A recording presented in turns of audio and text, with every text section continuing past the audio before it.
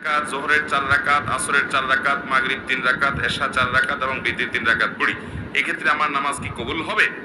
দেখুন, শুধু ফরজ পড়েন এই ভাই, সুন্নত পড়েন না, নামাজ হবে কিনা? উত্তর হলো, শুধু ফরজ পড়লে ওয়াক্তের দায়িত্বটা আদায় হবে। জোহরের ফরজটা পড়লেন, জোহরের ওয়াক্তের দায়িত্ব আদায় হলো, কিন্তু এটা পরিপূর্ণভাবে হলো না, ত্রুটি থেকে গেল।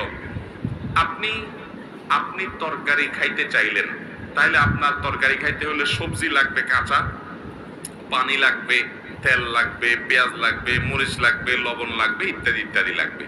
এখন আপনি পানির মধ্যে কাঁচা সবজি সিদ্ধ করে রান্না করে নিয়ে আসলেন, লবণ তেল হলুদ কিছুই দিলেন না, তাহলে এটাকেও সবজি বলা যায়, কিন্তু এই সবজি কেউ খাবে না, আপনিও খাবেন না। ঠিক না বেঠিক?